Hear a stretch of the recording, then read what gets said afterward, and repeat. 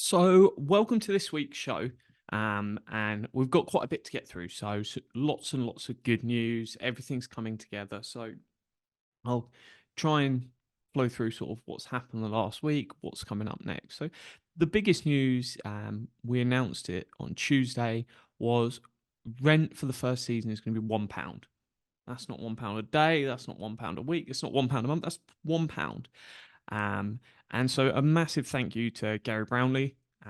We're going to obviously previously talked about where we were going. It was Wyldecrest Sports Country Club, which is about a 5 minutes walk from the old Rookery Hill where East Surrey United used to play. So keeping everything really close to what we were. We didn't want to move dramatically out the area, go and pay a load of money to rent someone else's facilities because you could be talking sort of 6 to 12 grand if we wanted to go and rent a full stadium somewhere like if you've got Rookery Hill, you've got sort of Aveley's ground, you've got Bowers and Pitsea, you've got Tilbury. There's lots of clubs nearby, but then it's that balance of, hey, every game feels like an away game. You never really feel like you ever have a home place because you can't walk to games, you can't be close by.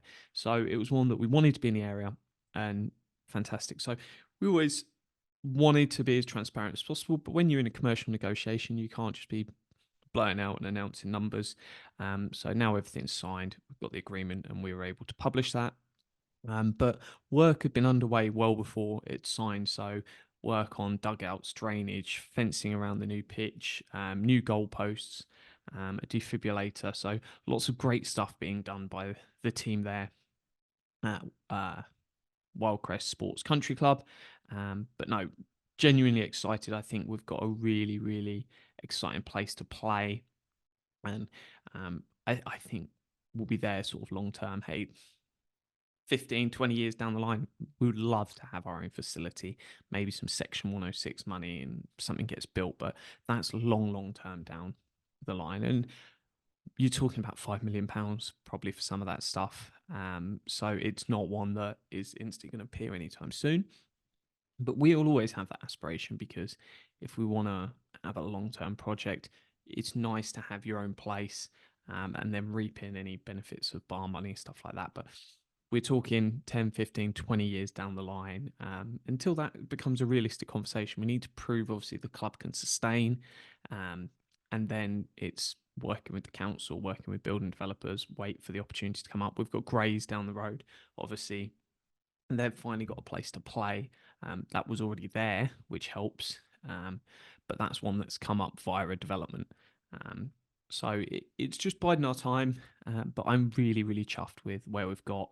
Having visited lots of other non-league clubs in sort of the Essex Olympian level, it's right up there with some of the best facilities for any of those teams. So that's something that we can be proud of. People enjoy coming to us. Might be a bit of a shock when some East Surrey United fans that haven't watched much of that level start going away, and it's like, oh, where's the bar? Oh, there's no bar at this club, and that's one that you can go to lots of clubs, even in the Premier of the Essex Olympian. There's no bar. Um, there's sometimes one that's open after a game, but very, very different experience from the old days of where might go home and away, likes Torquay, stuff like that. Um, but it's one that is genuinely great fun. And I went to a game. It was Harold Hill versus ACD United at the weekend, and that was really, really good. It's a great setup they've got there. So yeah, Harold Hill Saturday first versus ACD United at Henderson Sports and Social Club. Really, really good. There was a bar, well set up, and that's something that, fingers crossed, if they end up in the same league, we'll hopefully be playing them next year. And that's one that I really enjoy going back there. And it's one that lots of people have done great work at different clubs. So excited for what the future holds. If anyone's thinking, hey, I'd like to watch a game at that level, I'm planning Manford Way versus Wakering Sports next Saturday. It's a 2 o'clock kickoff at London Marathon Sports Ground. So if you fancy it, by all means, come along. I'll see you down there.